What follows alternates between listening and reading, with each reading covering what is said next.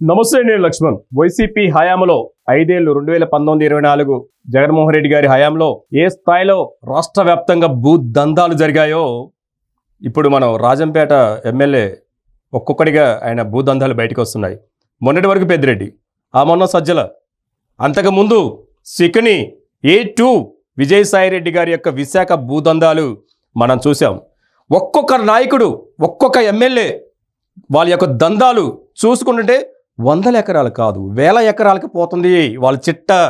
ఏ స్థాయిలో కబ్జా చేశారో, ఏ స్థాయిలో రెవెన్యూ భూములను, అటవీ భూములను ట్యాంపరింగ్ చేసి మరి సర్వే నెంబర్లు మార్చి మరి కుటుంబ సభ్యుల పేర్లపైన భూములను రిజిస్ట్రేషన్ చేసుకొని దర్జాగా విలాసవంతమైన విల్లాలు కట్టుకొని, స్విమ్మింగ్ పూల్స్ కట్టుకొని, అందులో వ్యవసాయ క్షేత్రాలు పెట్టుకొని ఫామ్ హౌసుల్లో ఎంజాయ్ చేస్తున్న పరిస్థితి మనం ఇప్పుడు కళ్ళారా చూస్తున్నాం.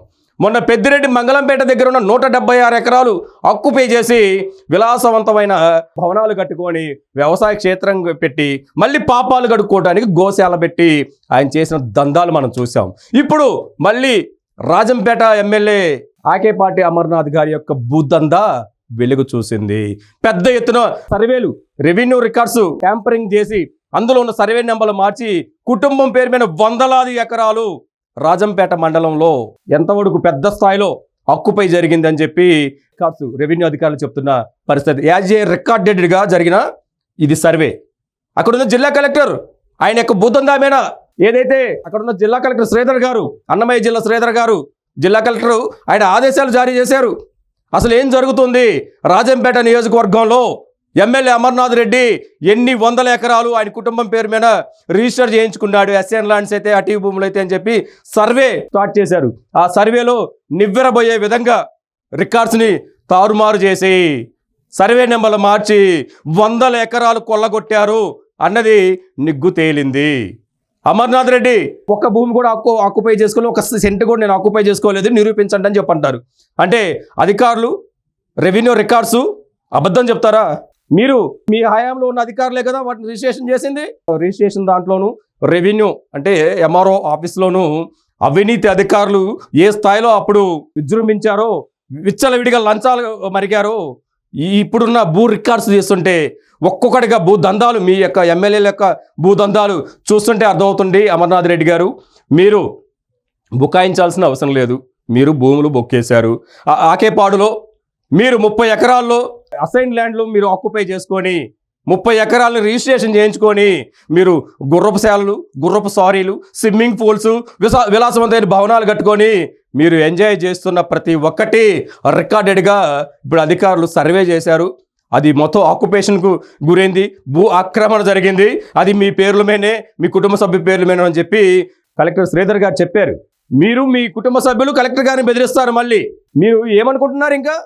ఇంకా మీ పాలన, మీ సైకో పాలన, మీ సైకో రెడ్డి గారు ఇంకా అధికారంలో ఉన్నారని చెప్పి వెర్రి భ్రమలతో మీరు బ్రతుకుతున్నారు. ఒళ్ళు జాగ్రత్త, దగ్గర పెట్టుకొని మీరు మాట్లాడితే ఇట్స్ బెటర్.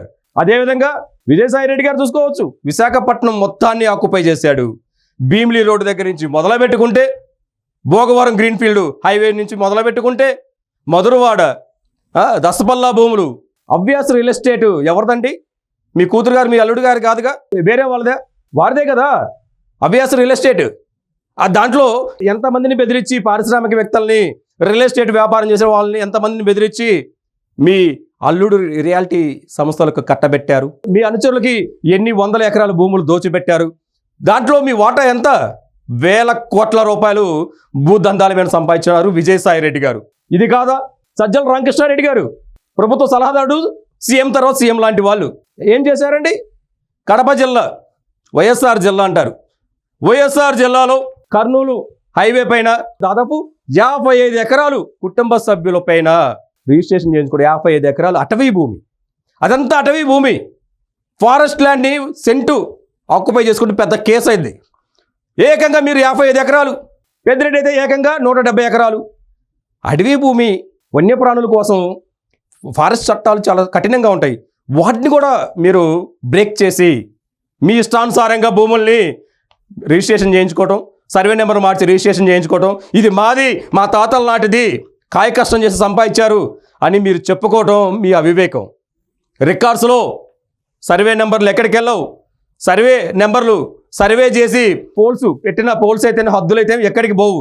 మీరు బౌండరీస్ చెరిపేసినా కానీ అవి ఎక్కడికి పోవు. మీరు భూదందాలకి పెద్ద ఎత్తున పాల్పడ్డారు. ఎక్కడ దొరికితే అక్కడ ఖాళీ ల్యాండ్, ఏదైతే అసైన్ ల్యాండ్స్ కానీ, అటవీ భూములు కానీ, పౌరంపొక్కు భూములు కానీ, బంజారా భూములు కానీ ఏది మీరు వదలలేదు.